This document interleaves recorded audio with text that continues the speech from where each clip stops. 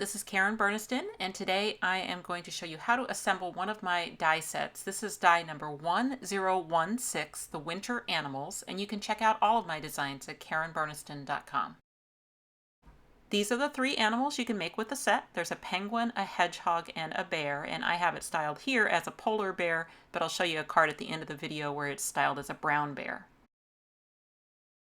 The die set includes 10 dies, and I've got them here on my magnet sheet for the video, and I'm going to start first by showing the assembly of the penguin.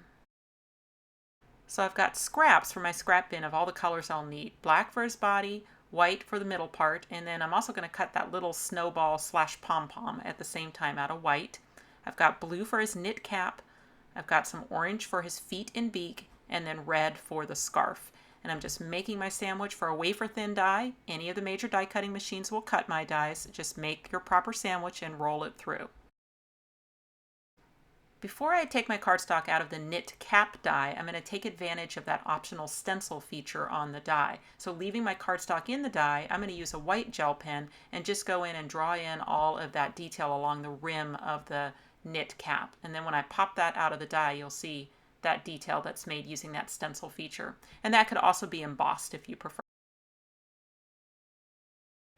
The penguin's just a little different than the other animals. Typically you stencil on the eyes for the other animals, but for the penguin I wanted his eyes to be just a little bit larger. So instead I designed this with holes in the white piece so that then once you glue that onto the black piece, then you've got those nice black eyeballs for the penguin.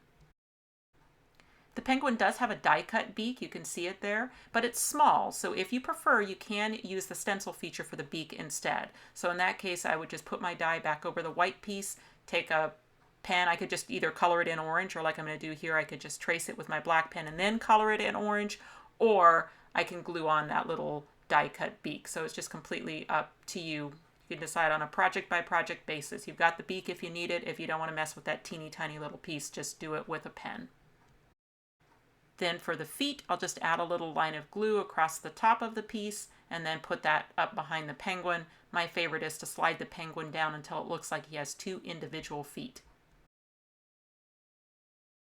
And of course, styling is completely up to you. You don't have to use the accessories that come with the set, but there is a scarf that looks awesome on the little penguin, and then you've got that little knit hat as well. And then the tiniest little die in the set is this little snowball that can also be used as a pom-pom on top of the knit hat. So completely up to you, you could use it for both. If you want the penguin to hold something like the snowball, you just need to take your scissors and snip the connection at the bottom so that his wing can lift up. And then from there you can just add glue behind it and he can hold anything that you'd like him to hold. I think he looks particularly cute holding that little white snowball. One last optional little styling tip is to take a white gel pen and just add a dot in each of his eyes to give him those little catch lights. Next up is the hedgehog.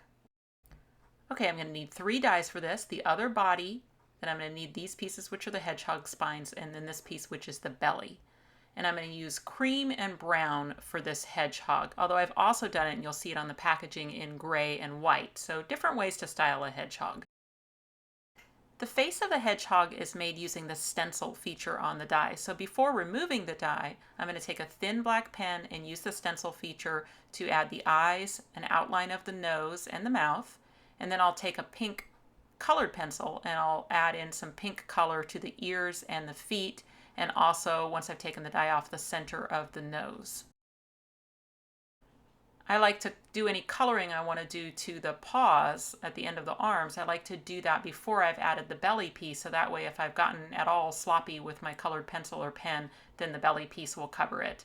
And that just tucks underneath the hedgehog's chin, and then you can secure that with just a little glue. So for this hedgehog, I decided to use a white gel pen on my brown spine pieces and basically just go in there and scratch a bunch of white lines across those spine pieces to give them a little bit more detail. So then to assemble it, it's just a matter of using a little bit of glue and gluing those pieces up behind the hedgehog's body. So you've got your 2 side pieces and the one across the top. And of course, there's nothing really about a hedgehog or any of these animals really that make them wintry other than the accessories that come in the set, which is a scarf and a knit cap. Take those things off and you can use these in all the warmer months as well. One animal left in the set, and that is the bear. The bear uses the same body as the hedgehog and the same belly piece, but then there's a different piece that creates the snout, and that's this little guy here.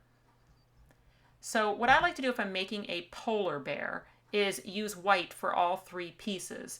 But what I like to do is add just a little bit of color to the snout and the belly piece by first adding some gray marker, a very light gray marker, to the white cardstock, and then cutting those two pieces through the parts that I've colored. I've used some temporary removable tape to tape these dies down over the little gray areas that I colored. And on the snout piece, because my die is brand new, the paper is not going to stick to the die as I die cut it. If you're a die cutter, you know this to be true. A brand new die, the paper falls right out. So for the snout, since it's such a small piece, really good idea to actually do your stenciling on it before you die cut, as long as it's taped down nicely in place so that it doesn't move, so that everything lines up, when it's done. Otherwise, you have to, that paper's going to fall right out of the die as soon as you lift it up, and then you're going to have to go in and line it back up again to use the stencil feature. Whereas the body piece that you're seeing me stencil now, that one's a nice big piece, so even if that paper had moved, I'd still be able to put the die over it really easily. But with the snout one being so small, great idea when your die is brand new to do your stenciling first. So the stenciling on the body piece was the eyes, the ears, and the feet. And I didn't bother with the mouth and the nose because I've got the snout piece to glue into place for that. I used my black pen for his paws out on the ends of his arms, and then I'm going to lift those up and slide that belly piece in. I've already added a little dot of glue behind it, up under the chin, and then just press it down. Then I just need a spot of glue in the middle of the face, and then I'll press that little snout piece into position. And there's my cute little polar bear. And he, of course, can also wear those accessories from the set. So for this hat, I decided I'm going to use a black pen through the stencil feature on the hat. Just give it a little bit of a different look than the one that I made for the penguin. So this time, instead of a snowball, I'll make it a pom-pom for the top of his hat. And then I just need to add his scarf. Scarf's going to be a little bit wide for the bear, so you can either cut it off on the sides if you think it's too wide, or wrap it to the back. The winter animals can be used on their own, on card front, scrapbook layouts, whatever you want to do. You can see him here on the front of a card holding a wreath. But then also they are sized to fit perfectly with the new pop-ups. So this is the new Sleigh Pop-Up, and you can see that little bear tucked right there inside the sleigh. These are actually the samples I made for the packaging of the sleigh die, and you can see all three animals work great with this new pop-up die.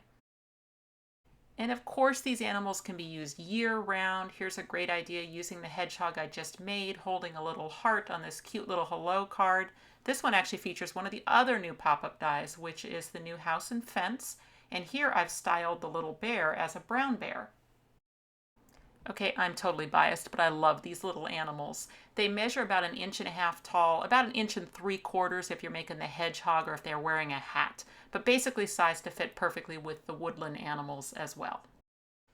If you click on the website link, you'll go to KarenBurniston.com, where you can find out information about purchasing these dies, as well as links to all of my other social media accounts. You can subscribe to this YouTube channel and check out some of my other videos. Thanks so much for watching, and I'll see you next time.